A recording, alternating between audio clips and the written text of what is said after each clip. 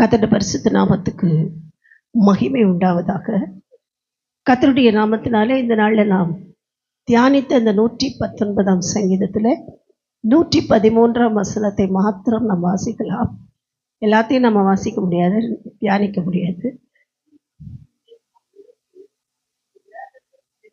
வீண் சிந்தனைகளை நான் வெறுத்து உமது வேதத்தில் பிரியப்படுகிறேன்.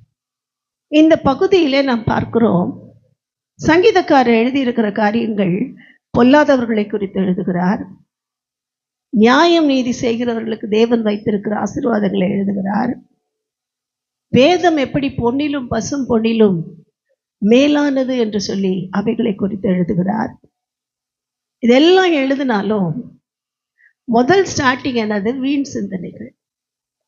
கர்த்தருடைய பரிசுத்த நாமத்துக்கு ஸ்தோத்திரம். இந்த வீண் சிந்தனை தான் இருக்கிறதுலே மோசமானது. இருக்கிறதுல எது மோசம்? வீண் சிந்தனை. கர்த்தருடைய பரிசுத்த நாமத்துக்கு ஸ்தோத்திரம். சொல்லுவாங்க, ஒரு கதை சொல்லுவாங்க. எத்தனை பேருக்கு தெரியும் தெரியாது. ஒரு ரோட்டில் பிச்சை எடுத்து கொண்டிருந்த ஒரு 10 பேர் உட்காந்து பேசிட்டு இருந்தாங்க. ஒருத்தன் மாத்திரம் தனியாக உட்காந்து யோசிச்சுட்டு இருந்தான்.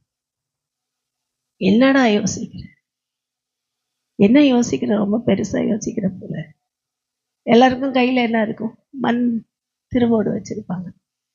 அதில் தான் எல்லாம் காசு போட்டு போவாங்க. இல்லை சாப்பாடு கொடுத்தா அதில் தான் சாப்பிடுவாங்க. இப்போ எல்லார் கையிலையும் திருவோடு வச்சுட்டு எல்லாம் என்னடா யோசிச்சுட்டு இருக்க நீ மாத்திரம்?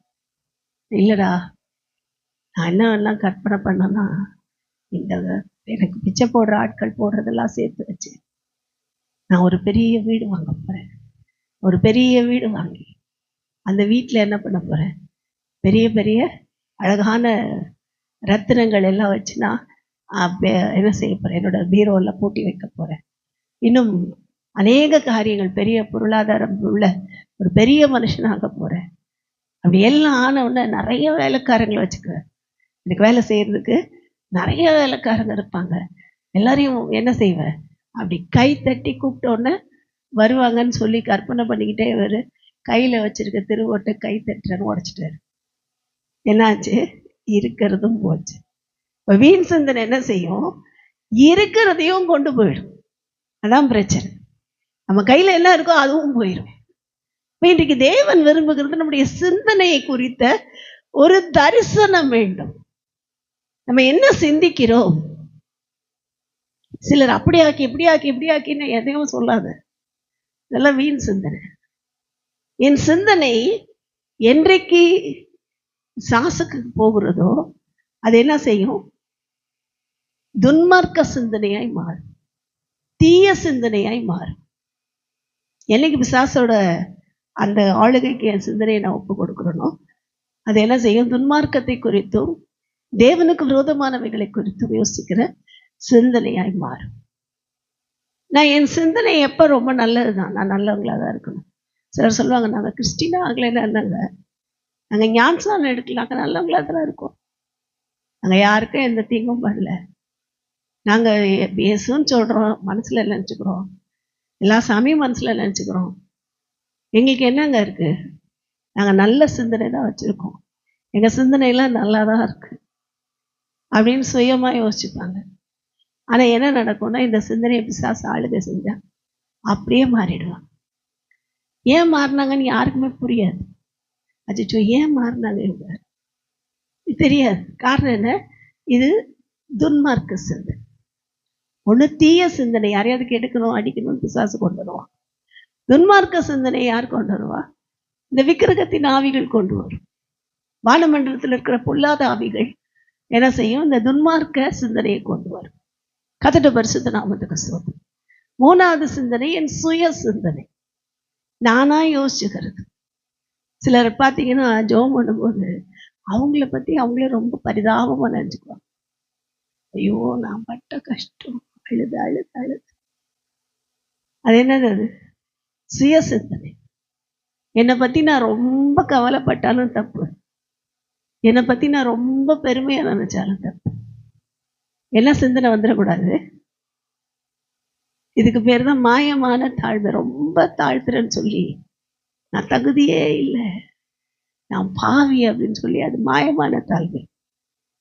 தகுதியே இல்லைன்னா இயேசு ரத்தத்தினால் ரட்சிக்கப்பட்ட எல்லாருக்கும் கர்த்தர் தகுதிப்படுத்தி இருக்கிறார். அப்ப ரொம்ப ஓவரா கீழே அடியில போய் படுத்துக்கிறான்னு என்ன பண்ணக்கூடாது, ஓவராகவும் கீழே போயிடக்கூடாது.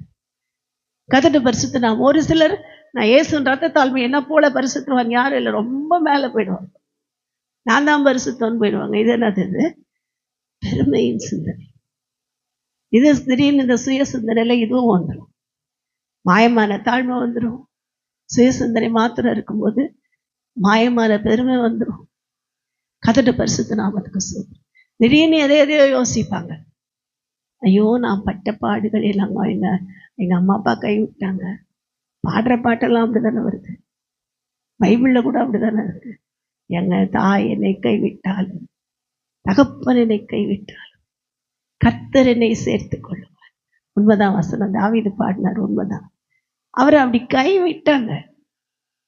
தகப்பன் என்ன பண்ணாரு, எல்லா பிள்ளைங்களையும் இராணுவத்துக்கு அனுப்பிட்டு தாவீதை மாத்திரம் ஆடுமைக்கு அனுப்புனார். கைவிட்டாங்க, கைவிடப்பட்ட சூழ்நிலையில போனார்கள். அதனால அவர் பாடினார். ஒன்றும் இருக்காது, அப்பா அம்மா மடியில் உட்காரச்சு நல்லா தாளாட்டிக்கிட்டு இருப்பாங்க. இவங்க என்ன பாடுறது, தாய் என்னை கைவிட்டாலும். கர்த்தர் இதெல்லாம் என்ன சிந்தனை, சுய பரிதாபமான சிந்தனைகள். என்னை யாருமே நல்லவங்கன்னு சொல்ல மாட்டாங்க அப்படின்னு சிலருக்கு என்னை பார்த்தா எல்லாருமே ரொம்ப அசிங்கமாக இருக்கிறேன்னு நினச்சிக்குவாங்க. நான் ரொம்ப அசிங்கமாக தான் இருக்கிறேன். சிலருக்கு அப்படியே சுய பரிதாபத்தில் இதெல்லாம் வரும். அவங்க நல்லா தான் இருப்பாங்க, அவங்களுக்குள்ள இருக்கிற அந்த இன்ஃபீரியாரிட்டி காம்ப்ளெக்ஸ் என்ன பண்ணுவோம், நான் என்னை பார்த்தா எல்லாம் அசிங்கமாக இருக்கிறேன், நான் அழகாகவே இல்லை, மற்றவங்கள மாதிரி நான் இல்லை, எனக்கு படிக்கவே தெரியாது, எனக்கு படிப்பே வராது, நான் பாடவே மாட்டேன், எனக்கு இதுவே தெரியாது அதுவே எதுவும் தெரியாது, இப்படி நினைக்க சுய சிந்தனை என்ன பண்ணும், அப்படியே நம்மளை அமைக்கி ஒன்றும் இல்லை மாக்கிறோம். கர்த்தருடைய பரிசுத்த நாமத்துக்கு. அதனால தான் தேவன் சொல்லுகிறார், நம்ம சிந்தனை தேவ சிந்தனையோடு இசைய வேண்டும். நம்ம சிந்திக்கிறதெல்லாம் தேவனோடு இசைந்து இருக்கும் என்றால் அதுல இந்த எந்த பிரச்சனையும் வராது. தீய சிந்தனை வராது, துன்மார்க்க சிந்தனை வராது, சுய பரிதாப சிந்தனை வராது, சுய மேன்மை என்கிற சிந்தனை வராது. எப்படி என்ன செய்வார் ஆண்டவர், அழகா சொல்லி கொடுப்பார். கொஞ்சம் இறங்கினாலும் சொல்லி கொடுப்பார், கொஞ்சம் ஏறினாலும் தட்டுவார். அதனாலதான் பவுலை கர்த்தர் எப்படி நடத்தினார், அது நான் என்னை உயர்த்தாதபடிக்கு என்னை குட்டுகிற சாத்தானுடைய தூதன். ஏன்னா இவருக்கு இருக்கிற ஊழிய வல்லமையில மரிச்சவங்களாம் எழும்புறாங்க, நிழல் பட்டா சுகமாகுது, இவரோட உருமால்கள் போட்டா கர்ச்சீஃபை போட்டா சுகமாகுறாங்க. அதனால கர்ச்சீஃப் விற்கல அவர். நீங்க நிறைய பேர் கர்ச்சீஃப் எடுத்துட்டு அலையிறாங்க. கர்த்தருடைய பரிசுத்த நாமத்துக்கு ஸ்தோத்திரம். அப்படி கர்ச்சீஃப் போட்டா சுகமாறாங்க. இப்போ இவர் எப்படி இருந்திருக்கும், நான் தான் பெரிய அப்போஸ்தலர்கள் எல்லாரை விட என்னதான் தேவன் தெரிஞ்சிட்டார், நான் தான் பயங்கரமா நான் நினைச்சிடக்கூடாதுன்னு அந்த சிந்தனை வந்துடக்கூடாது. தேவர் என்ன பண்ணாரு, அவருக்கு ஒரு பலவீனத்தை கொடுத்திருந்தார். அவருக்கு சரீரத்துல ஒரு பலவீனம், எல்லாருக்கும் சுகமாகுது, அவருக்கு சுகமாக மாட்டேன். அது ஒவ்வொருத்தரும் ஒன்று சொன்னாங்க. அவருக்கு என்ன இருந்ததுன்னா, கண்கள்ல அந்த பார்வை போனதுனாலே இயேசுவை தரிசித்த போது அவரோட பார்வை போயிடுச்சுல்ல, அப்ப இருந்து அவரோட கண்கள்ல தண்ணி வந்துட்டே இருக்குமா. அதைத்தான் சொல்லுகிறார்கள் வேத ஆதாரத்தின்படி. என கலாத்திய சபையை பார்த்து கேட்கிறார், நீங்கள் என் மேல் வைத்த அன்பினாலே உங்கள் கண்களையும் பிடுங்கி எனக்கு கொடுத்திருப்பீர்களேன்னு சொல்றதுனால நிறைய பேர் கன்ஃபார்ம் பண்றது இந்த பலவீனம் தான் அவருக்கு இருந்தது. அவர் பிரசங்கம் பண்ணும்போது கண்ணில் தண்ணி வந்துக்கிட்டே இருக்கும். அதனால அந்த வேதத்தை எடுத்து படிக்கிறது கூட, அந்த காரியங்களை சொல்றது கூட தண்ணி வந்துக்கிட்டே இருக்குமா. அப்போ ஒரு பிரசங்கம் பண்ணும்போது தண்ணி, அப்போ என்ன ஆகும், அது பார்க்குறவங்களுக்கு கண் இல்லாதவங்க இவர் ஜெபம் பண்ணா குருடு இருக்கிற சுகமாகறாங்க. ஆனால் இவருக்கு கண்ணில் தண்ணி வந்துக்கிட்டே இருக்கு. அப்படித்தானே நினைக்கிறாங்க. இந்த பாஸ்ட் என்ன பெரிய பாஸ்ட், அவருக்கு ஹார்ட் அட்டாக்கு, இவர் என்னோட ஹார்ட் அட்டாக்கு ஜெபம் பண்ணுறாங்க. இப்போ கேட்டாங்கல்ல கோமதி மாமா சாட்சியில் சொல்லி, அவங்க மகன் என்ன கேட்குறாரு, அவர் ஏன் என்னை கைவிட்டு ஏன் கேட்குறாரு, அதுதானே கேட்குறாரு. ஏசு என்னை கைவிட்டுன்னு கேட்கிறாரு. அப்போ அவருக்கு வல்லமை இல்லையா? அவருக்கு அதை செய்யறதுக்கான அதிகாரம் இல்லையா? அவரும் மனுஷன் தானா? அப்படிதான் நினைப்பாங்க.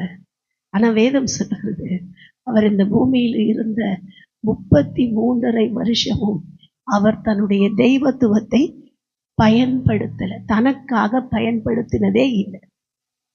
தான் சாப்பிட்றதுக்காகவோ, வேதத்தை எடுத்து பார்த்தா தெரியும். இந்த கல்லுகள் அப்பமாக்கும்படி சொன்னா ஒரு நிமிஷத்துல ஆயிடும்.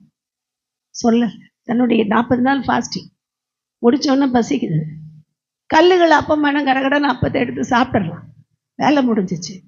ஆனா ஏசு என்ன செய்யல, சாத்தாவன் சொல்றது அப்பமாகும்படி செய்யும் அப்படின்னா உடனே சொல்லிட்டான், அப்பாலே போய் சாப்பிட்டார். உன் தேவனாகிய கர்த்தர், அந்த வசனமே எனக்கு என்னவா இருக்கிறது, அவரோட வாயிலிருந்து புறப்படுகிற ஒவ்வொரு வார்த்தையும் போஜனமா இருக்கிறது என்று சொல்லி அவனை கடிந்து கொண்டார். தனக்காக அவர் பயன்படுத்தவே இல்லை.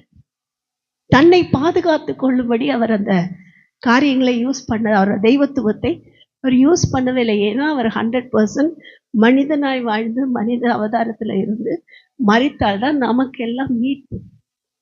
இல்லைன்னா நமக்கு ஒன்றும் கிடைச்சிருக்கு. இன்னைக்கு இயேசுவை பத்தி பேச நம்மெல்லாம் இருந்திருக்க மாட்டோம். அவர் ஒரு மகானா இருந்திருப்பாரு, ஒரு புத்தர் காந்தி மாதிரி ஒரு மகானா இருந்திருப்பாரு. ஆனா தெய்வமாய் நமக்கு தெரிந்திருக்காரு. கர்த்தருடைய பரிசுத்த நாமத்துக்கு ஸ்தோத்திரம். அப்ப அவரால் முடியும். அதுதான் இன்னைக்கு பார்க்கிறோம். இந்த ஊழியக்காரனுக்கே உடம்பு சரியில்லை நினைக்காதீங்க, அவருக்கு அது தேவன் கொடுத்த பாடு, தேவன் கொடுத்த வாழ்க்கை. அவர் தேவன் பார்க்கிற அந்த தரிசனம் அவரை குறித்து அப்படி இருக்குது. என்ன செய்யணும்? வீண் சிந்தனைகளை நான் வெறுக்க வேண்டும். இதெல்லாம் வீண் சிந்தனை. போகிற ஊழியர்களை குறித்து தவறான சிந்தனை வரும், சில நேரம் வரும். அது ஒரு பிசாசு. கர்த்தருடைய பரிசுத்த நாமத்துக்கு ஸ்தோத்திரம். ஊழியர்களை மாத்திரமல்ல, கர்த்தருடைய பிள்ளைகளுக்கு விரோதமா ஒருவர் எழும்பும்படி வீண் சிந்தனை வரும். ஏதாவது சொல்ல, அவங்க என்னதான் சொன்னாங்க வரும், அவங்க எனக்காக தான் இதை பேசினாங்க வரும். இதெல்லாம் வீண் சிந்தனை. கர்த்தருடைய பரிசுத்த நாமத்துக்கு ஸ்தோத்திரம். இந்த வீண் சிந்தனைகளை நான் வெறுக்கும் போதுதான் கர்த்தருடைய வேதத்திலே பிரியப்பட முடியும். அப்ப என்ன பண்ண, என் சிந்தனையின் மனக்கண்கள் திறக்கணும். அது திறக்கிறதுக்கு தான் நமக்கு அழகா என்ன செஞ்சிருக்காரு ஆண்டவர், கிருபையா வேதத்தை கொடுக்குறார். அதனாலதான் கர்த்தருடைய வேதத்தில் வீண் சிந்தனைகளை வெறுத்து நான் எதுல பிரியப்படுகிறேன், அப்படியே வேதத்துல பிரியப்படுகிறேன். இந்த வேதத்துல பிரியப்படுறவங்களுக்கு ஏன் வீண் சிந்தனை வராதுன்னா, வேதத்தையே யோசிச்சுட்டு, வேதத்தின் காரியங்களையே தியானிச்சுட்டு, திடீர்னு ஒரு டவுட் வருது யாரை பத்தியோ, வீண் சிந்தனை வருது, ஜெபம் பண்ணி அவங்க வேதத்தை படிக்கும் போதே தெரிஞ்சிடும், நீ அவர்களை குறித்து அப்படி பேசாதே, நீ அவர்களை குறித்து அப்படி நினைக்காதே. தேவன் பேசுவார். சில நேரம் நமக்கும், நம்ம மனுஷங்க தானே, நமக்கும் சில தவறான சிந்தனை வரும். ஆனா பைபிளை படிச்சோன்னா தெரியும், தேவன் நமக்கு தெளிவாய் பேசுகிறது, சரியாய் பேசுகிறது. கர்த்தருடைய பரிசுத்த நாமத்துக்கு ஸ்தோத்திரம். வேதத்தை பார்க்கும்போது அப்படி நிறைய இடத்துல தேவன் என்ன செய்தார், சீஷர்களை கடிந்து கொண்டார். சமாரியா தேச பகுதிக்கு திரும்ப போகும்போது அவர்கள், வேணாம் ஆண்டவரே, நீங்க இங்க இருக்க வேணாம், போயிருங்க. உடனே சொல்றாங்க 2 பேரும், போர்னகேஸ், அவங்க பேர் என்னது, இடி முழக்கத்தின் மக்கள். யாக்கோபையும் சொல்றாங்க, வானத்திலிருந்து அக்கினி இறங்கி இந்த ஜனத்தை, இந்த சமாரியா பட்டணத்தாரை சுட்டரிக்கட்டுமா, நீங்க இன்னும் ஆவியுள்ளவர்கள் என்பதை அறிந்து கொள்ளுங்கள்.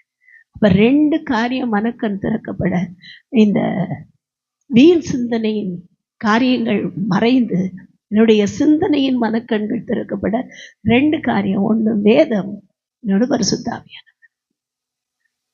இன்னும் ஆவி உள்ளவர்கள் என்று நமக்கு தெரியும். அப்பதான் இந்த வீண் சிந்தனை போகும், இல்லைன்னா போகவே போகாது, கூட ஓட்டிக்கிட்டே தான் இருக்கும். நான் அடிக்கடி சொல்லுவேன், இந்த நேற்று கூட சொல்லும்போது சொல்லிட்டேன், எந்த பாட்டையும் குறை சொல்றதுக்காக சொல்ல, சில பாடல்கள் சுவிசேஷ கூட்டத்தில் பாடுகிறதற்காக கர்த்தர் பரிசுத்தவான்களுக்கு கொடுத்திருப்பார். நான் நேற்று சொல்லும்போது கூட ஆராதனை ஜெபத்தை குறித்து பேசும்போது, என்னை பத்தியே கவலைப்படுற பாட்டு பாடக்கூடாது. ஆராதனை வேளையில தேவனை மகிமைப்படுத்தி, தேவனை துதித்து, தேவன் யார், தேவன் எப்பேற்பட்ட பரிசுத்தர், எப்பேற்பட்ட வல்லமை உள்ளவர்ங்கிறத நினைத்து பாடுகிறது தான் ஆராதனை. அதுல என்ன பண்ணக்கூடாது? என் இதயம் யாருக்கு தெரியும் பாடக்கூடாது. ஆராதனை பாட்டுல போய் என்ன ஆகும்? என் இதயம் யாருக்கு தெரியும், என் வேதனை யாருக்கு புரியும்னா என்ன பண்ணும்? அப்படியே அழுது அழுது அழுது. நல்லா அழுவாங்க நிறைய பேர். எதுக்கு அழறோன்னே தெரியாம அழுவாங்க. அழக்கூடாதுன்னு சொல்ல, ஆனா சிலர் சும்மாவே அழுவாங்க. சும்மாவே அந்த வீண் சிந்தனை. அது அவங்களை குறித்து ஒரு சுய பரிதாபம் இருக்கிறதுனால அதுக்காக அழுவாங்க. தேவனுக்காக அழுகிறது வேற, தேவனுடைய சித்தத்தை செய்ய முடியாமல் போனதுனால அழுகிறது வேற. என்ன பண்ணுவாங்க? என் இதயம் யாருக்குதான் தெரியும், என் வேதனை யாருக்குதான் புரியணும்னு அழுவாங்க. இந்த பாட்டு யாருக்குன்னு சுவிசேஷ கூட்டத்துல தேவனை அறியாதவர்கள் வரும்போது, தேவன் யார் என்று தெரியாதவர்கள் இருப்பாங்கன்னா அவங்களோட தேவன் பேசுவார். நல்ல சபையில ஆராதிக்கும் போது, ஆராதனை வேளையில இதெல்லாம் பாடக்கூடாது. எப்படிதான் பாடணும்? தேவனை மகிமைப்படுத்துகிற பாடல்கள். நம்ம பாடினால நிகரே இல்லா இயேசு பெரியவர், அப்படி பாடம். அவர் பெரியவர். கர்த்தருடைய பரிசுத்த நாமத்துக்கு ஸ்தோத்திரம். அப்ப என்ன பண்ணும்? தேவனை ஆராதிக்கிற பாடல்களை பாட வேண்டும் என்று தேவன் சொல்லி. அதனால இந்த வீண் சிந்தனையை நான் வெறுக்கணும்னா என்னுடைய மனக்கண்கள், சிந்தனையின் கண்கள் திறக்கப்படணும். அதுக்கு ஒண்ணு வேதம் எனக்கு மனமகிழ்ச்சியா இருக்கணும், இன்னொன்னு பரிசுத்த ஆவியானவரின் மேல் அசைவாட வேண்டும். அப்ப தெளிவா பேசுவார், தெளிவா சொல்லுவார். இந்த வீண் சிந்தனை வந்துதான் பெரிய தீர்க்கதரிசியை போய் சூரச்செடிகளை படுத்துக்கிட்டார். எல்லாருக்கும் தெரியும். வீண் சிந்தனை வந்து நான் மட்டும்தான் உயிரோடு இருக்கு, எல்லாம் போயிட்டாங்க, எல்லா தீர்க்கதரிசியும் போயிட்டாங்க, நான் மட்டும்தான் இருக்கிறேன். எப்போதும் கர்த்தாவே ஆத்துமாவே எடுத்துக்கொள்ளும். ரொம்ப ஈஸியான வார்த்தை. போதும் கர்த்தாவே ஆத்துமாவை எடுத்துக்கொள்ளும் அப்படின்னு நல்லா அழுது ஜெபம் பண்ணிட்டு இருக்காரு எலியா. ஆண்டவர் சொல்றாரு, பாகாலுக்கு முழங்காற்படியிடாத 7000 பேர் இன்னும் இருக்காங்கப்பா, நீ மாத்திரம்தான் இருக்கன்னு சொல்லாத, 7000 தீர்க்கதரிசி இருக்காங்க. நான் அத்தனை பேரையும் பாதுகாத்து வச்சிருக்கேன்.